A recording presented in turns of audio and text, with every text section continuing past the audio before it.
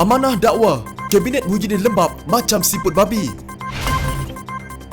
Gelombang ketiga bakal menyusul jika rakyat degil. Pelik, Guan Eng keliru atau sengaja cari isu. Khalid salahkan Perikatan Nasional bawa bala COVID-19.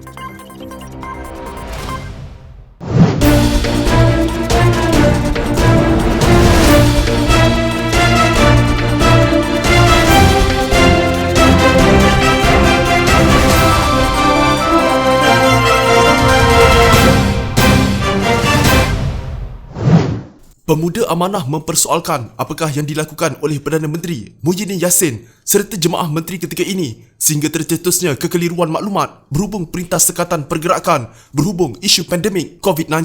Menurut Timbalan Ketua Pemuda Amanah Syazni Munir Muhammad Ithin, sebagai contoh beberapa arahan yang dibuat ditarik semula tidak sampai 24 jam ia dikeluarkan. Apa sebenarnya yang Muhyiddin dan jemaah menterinya sedang lakukan ketika ini? Tidak sampai 24 jam arahan Majlis Keselamatan Negara atau MKN agar setiap warga negara yang mahu keluar ke negeri lain perlu melaporkan ke Balai Polis berdekatan. Ketua Polis Negara telah membatalkan semula arahan tersebut. Dalam kes yang lain, tidak pun sampai 24 jam arahan dikeluarkan universiti-universiti awam supaya setiap kampus dikosongkan. Kementerian Pengajian Tinggi tampil dengan kenyataan kontradik yang membenarkan pula mahasiswa-mahasiswa untuk tinggal di dalam kampus. Walaupun Ketua Setiausaha Negara telah memberikan jawapan berhubung tiadanya jemputan kepada Menteri Besar dan Ketua Menteri Negeri-Negeri yang ditadbir Pakatan Harapan dalam mesyuarat khas bersama Perdana Menteri, kita masih tidak mengetahui apakah telah ada penyelarasan menyeluruh di setiap kementerian, khususnya peranan semua jemaah menteri dalam menangani wabak ini, katanya dalam kenyataan.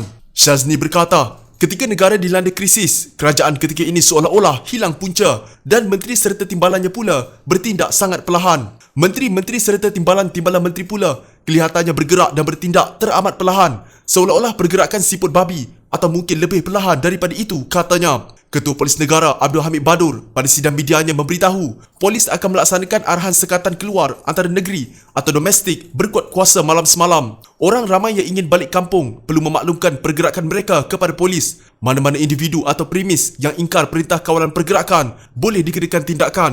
Kalau pelanggaran berleluasa dalam tempoh 2 minggu ini, PDRM akan mengambil tindakan yang lebih drastik, katanya pada satu sidang akhbar di Kuala Lumpur. Hamid berkata, mereka yang mahu melakukan perjalanan antara negeri perlu mengisi borang khas serta menyertakan dokumen pengesahan tentang keperluan membuat perjalanan berkenaan. Borang khas itu boleh diisi di mana-mana balai polis berhampiran atau ibu pejabat polis daerah masing-masing bagi membolehkan pihak polis mengeluarkan surat pelepasan. Ia hanya untuk mereka yang mempunyai urusan penting atau kecemasan sahaja, katanya. Bagaimanapun, tidak sampai beberapa jam kemudian, Abdul Hamid menangguhkan arahan tersebut susulan tindakan orang ramai yang berpusu-pusu ke balai polis bagi mengisi borang pelepasan. Memandangkan orang awam berpendapat bahawa mereka boleh melakukan pergerakan jika mereka mendapat kelulusan dari pihak polis, maka berlakulah kesesakan yang serius di balai-balai dan juga perhentian bas. Sedangkan hanya mereka yang layak diberi pengecualian sahaja yang boleh dipertimbangkan untuk diberi kebenaran melakukan pergerakan rentas negeri, katanya. Sebagai langkah awal untuk mengatasi masalah ini, maka keperluan untuk mendapatkan pengecualian di bawah Perintah Kawalan Pergerakan ini ditangguhkan buat sementara waktu bagi menyelesaikan kesesakan dan kesulitan yang dihadapi oleh semua pihak terbabit, katanya. Berikut merupakan senarai mereka yang diberikan pengecualian melakukan pergerakan rentas negeri: kematian ahli keluarga terdekat, sakit tenat ahli keluarga, rawatan perubatan diri sendiri dan ahli keluarga, lain-lain perkara di atas budi bicara Ketua Polis Balai.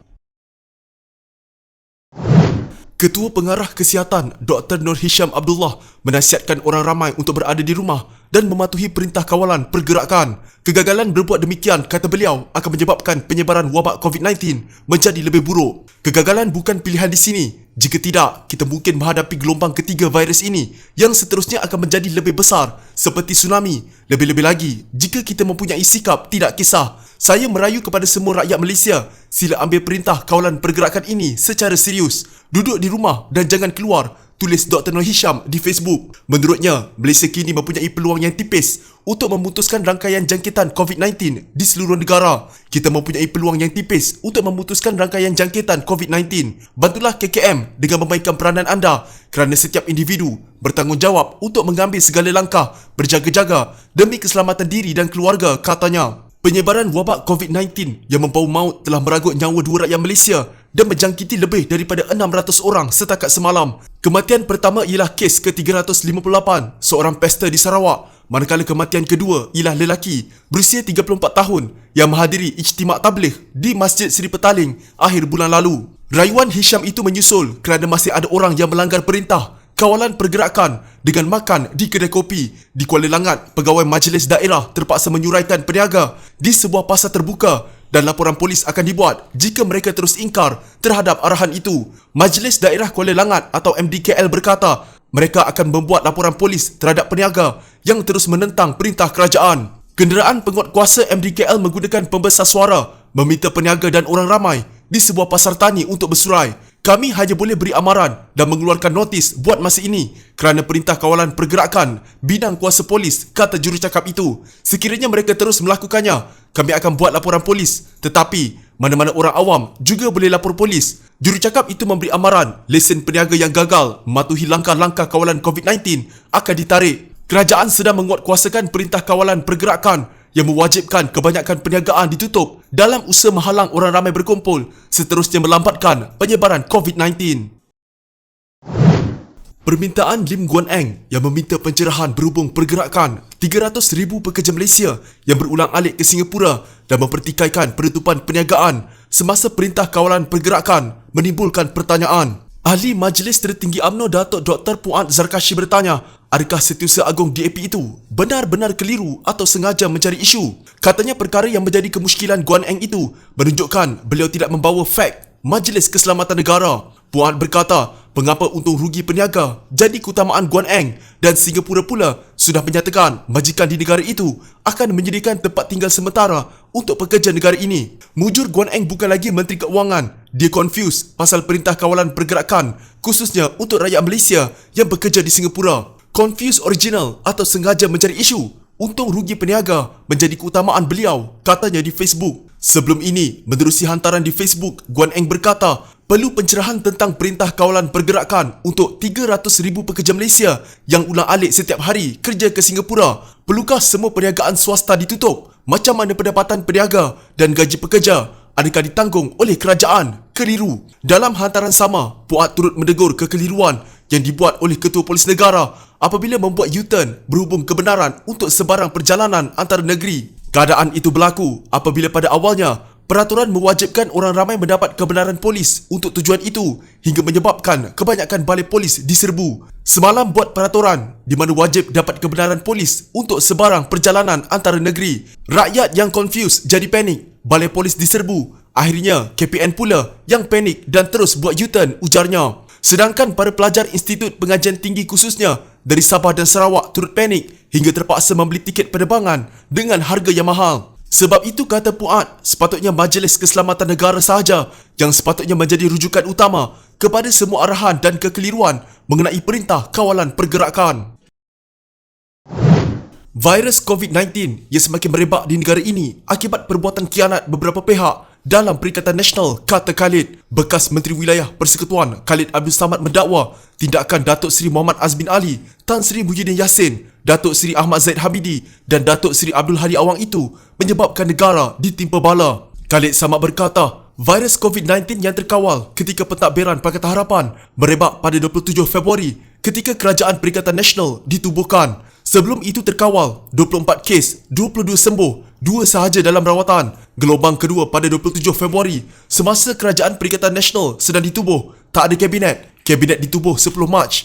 Tindakan khianat Azmin, Muhyiddin, Zahid, Hadi dan GPS bawa bala kepada negara, nak sangat kuasa tebuk atap, kata Khalid Samad dalam Twitternya. Dalam ucapan lain, pengarah komunikasi amanah itu berkata, langkah Sheraton yang diambil untuk mengambil alih pentadbiran negara kerana pihak Perikatan Nasional yakin rakyat mampu menghadapi COVID-19 walaupun dikhianati. Atas sebab yakin, maka dibuatnya rampasan kuasa melalui langkah Sheraton kerana yakin rakyat Malaysia akan mampu hadapi wabak walaupun dikhianati sehingga keadaan wabak sekarang menjadi lebih serius. Ya, insya-Allah rakyat Malaysia akan mengatasinya, tetapi kamu tetap pengkhianat, kata Khalid Samad yang membalas siapan Menteri Perdagangan Antarabangsa dan Industri Muhammad Azmin Ali. Kenyataan itu dibuat bagi membalas kenyataan Azmin di Twitter yang mengatakan bahawa beliau yakin rakyat Malaysia tabah dan mampu menghadapi serangan wabak COVID-19. Saya yakin dengan kemampuan dan ketabahan rakyat Malaysia, Menghadapi cabaran wabak COVID-19, mari kita kukuhkan perpaduan dan persaudaraan. Menangani ujian ini, mari kita berdoa agar semua yang dijangkiti segera sembuh ciap azmin. Pada masa yang sama, bekas Perdana Menteri Najib Razak dalam hantaran di Facebook membidas Khalid yang menuduh COVID-19 merebak kerana perbuatan khianat beberapa pihak dalam Perikatan Nasional. Sebenarnya saya tak mahu sebut nama dia hari ini, tapi kenapa dia perlu buat posting macam ini tadi?